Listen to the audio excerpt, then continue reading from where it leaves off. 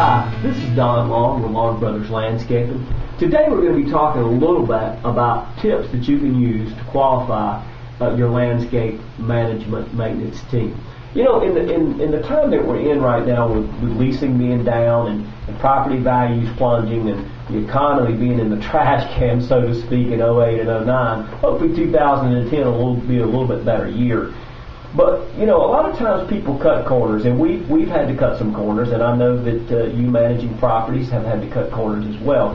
One of the things that you don't want to do, though, is cut so many corners on your landscaping side of the property that it takes 3 to 5 years to get it back up to an A standard, if that's what you're used to having on your property. So, you want to qualify your landscape contractor and your management team that's going to be maintaining your property. And we found a few things that can help. One is qualifying your team. You want to make sure that they have their proper licenses.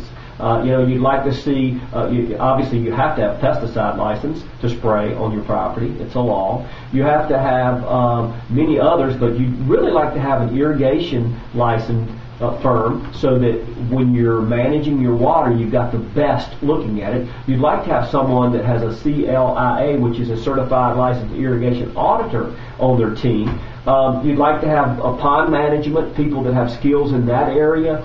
And those are 3 or 4 things that you really want, and obviously you want to make sure they have the other proper insurances such as workman comp and all of the different things that go with that. But the ones that actually, the first ones are really the most important because they will give you a tag, if you will, of whether the company is top notch or not. So, you know, look into those as you're qualified. Number 2, identify your needs. This is a big one.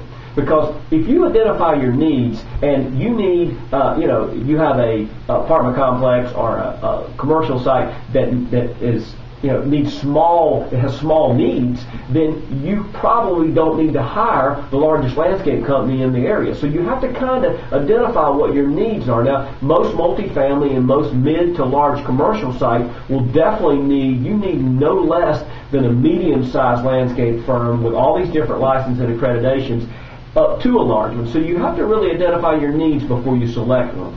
Number 3, please, apples to apples. I mean, know what you're getting pricing for. This is the most common thing that we see that we struggle with week in and week out in the landscape management business is we'll go in and a client will say, we want this, and we'll price that, and then they'll say, well, we're getting it for $2,000 and your price is $3,000. And then we're like, okay, is it apples to apples? And inevitably, it's not.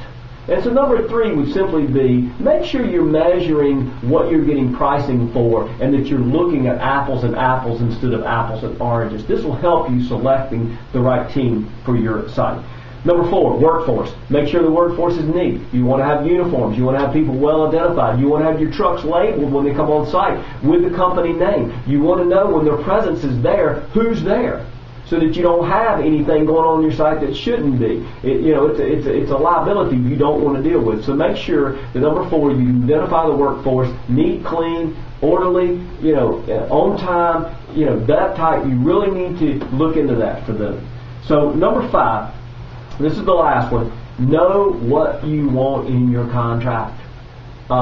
We really struggle with this one because a lot of times we'll just write up a scope for clients so that we'll actually have one. Most of the time, if you get 3 to 4 landscape maintenance bids, you're going to get 3 to 4 scopes, even after you tell them what you want.